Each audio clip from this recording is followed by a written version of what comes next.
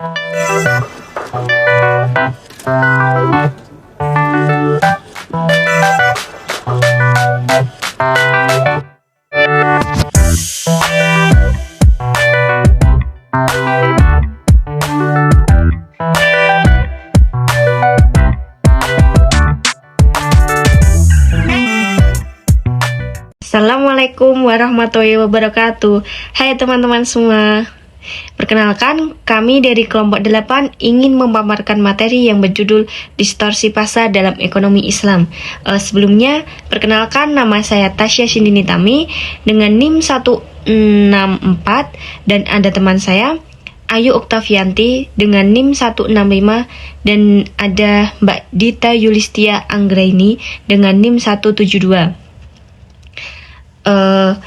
Langsung saja kita masuk ke materi yang akan kita bahas kali ini. Baik, langsung saja kita masuk ke pembahasan. Materi yang akan dibahas mengenai distorsi pasar dalam ekonomi Islam, yaitu ada 1. Pengertian pasar, 2. Fungsi pasar, 3. Klasifikasi pasar, dan 4. Mekanisme pasar Islami, 5. Ciri-ciri pendekatan Islam dalam mekanisme pasar, yang ke-6 ada pengertian distorsi pasar, dan yang ke-7 rekayasa penawaran dan permintaan, yang ke-8 ada tadlis atau penipuan, dan yang terakhir ada tagrir atau yunstaili keracuan. Baik, tadi sudah disebutkan saudari Mbak Tasya bahwa kesempatan kali ini kami akan menjelaskan materi tentang distorsi pasar dalam ekonomi Islam. Sebelum kita mengenal jauh dimaksud dengan distorsi pasar dalam ekonomi Islam, sebaiknya kita harus mengerti dahulu apa yang dimaksud dengan pasar. Jadi, secara sederhana, pasar adalah tempat bertemunya pembeli dan penjual untuk melakukan transaksi jual beli barang dan jasa. Sedangkan menurut Kuntawijaya tahun 1994 adalah sebagai mekanisme, bukan hanya sekedar tempat yang dapat menata kepentingan pihak pembeli terhadap kepentingan pihak penjual. Nah, jadi pasar adalah salah satu berbagai sistem institusi prosedur hubungan sosial dan infrastruktur di mana usaha menjual barang, jasa, dan tenaga kerja untuk orang-orang dengan imbalan uang. Jadi di mana pembeli mendapat imbalan barang, sedangkan penjual akan mendapatkan imbalan uang dari barang kita yang kita jual atau jasa kita yang jual, gitu ya. Jadi sama-sama menerima imbalan masing-masing, dan itu yang disebut dengan pasar.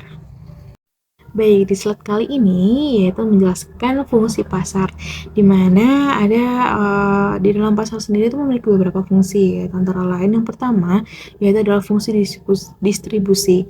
Jadi fungsi ini dimaksud dengan memperlancar distribusi barang dari produsen ke konsumen melalui transaksi jual beli. Produsen dapat memasarkan barangnya baik secara langsung maupun melalui perantara. Jadi melalui pasar ini juga konsumen memperoleh barang yang diinginkan secara mudah dan cepat. Lancarnya distribusi ini juga menunjukkan berfungsinya pasar secara baik. Adapun yang kedua yaitu fungsi pembentukan harga, di mana pasar itu mewujudkan kesepakatan harga antara penjual dan pembeli. Awalnya transaksi penjual dan pembeli melakukan tawar-menawar dan terjadi kesepakatan harga. Nah, tawar-menawar biasanya itu dilakukan pembeli dengan memperhitungkan manfaat dan kegunaan dari barang tersebut, sedangkan sisi penjual memperhitungkan laba yang diinginkan. Adapun fungsi yang ketiga yaitu adalah fungsi promosi, di mana artinya yaitu promosi itu memperkenalkan hasil produksi kepada masyarakat. Nah, fungsi promosi ini juga sangat menentukan omset penjualan, di mana apalagi ditunjang dengan adanya barang yang bagus serta harga yang terjangkau akan menarik perhatian para konsumen, yang memungkinkan penjualan akan naik dan mendapatkan laba yang besar sesuai dengan tujuan perusahaan. Baik, di slide kali ini kita akan membahas mengenai klasifikasi pasar. Jadi pasar ini juga memiliki jenis-jenis ya teman-teman. Yang pertama yaitu adalah pasar tradisional. Menurut Herman Malono tahun 2011, pasar tradisional merupakan tempat bertemunya penjual dan pembeli serta ditandai dengan adanya transaksi secara langsung dan biasanya ada proses tawar-menawar. Bangunan dari pasar tradisional ini seperti kios-kios, gerai los, dan dasarnya terbuka oleh penjual maupun suatu pengelola pasar. Kebanyakan pasar tradisional ini yaitu menjual kebutuhan sehari-hari seperti bahan makanan berupa ikan, buah, sayur-sayuran, telur, daging, kain, pakaian, barang elektronik, jasa, dan sebagainya. Adapun yang jenis pasar yang kedua yaitu pasar modern. Pasar modern ini tidak jauh beda dari pasar tradisional ya.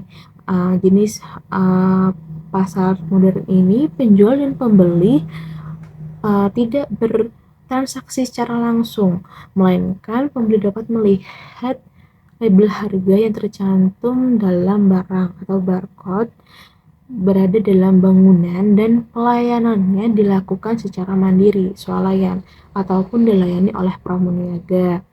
Jadi, contoh bangunan pasar modern ini seperti swalayan, minimarket, dan masih banyak lagi. Barang-barang yang dijual pasar modern ini juga tidak jauh dari pasar tradisional, yaitu ada bahan makanan seperti buah, sayuran, daging, dan sebagian besar barang yang dijual itu barang yang dapat bertahan lama. Baik, selanjutnya kita akan membahas tentang mekanisme pasar. Realisasi dari konsep syariah itu memiliki 3 ciri yang mendasar, yaitu prinsip keadilan, menghindari kegiatan yang dilarang, dan memperhatikan aspek kemanfaatan.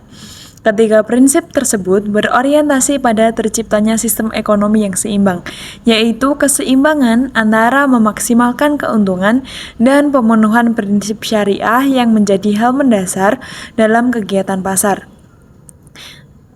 Dikutip dari Ali tahun 2008.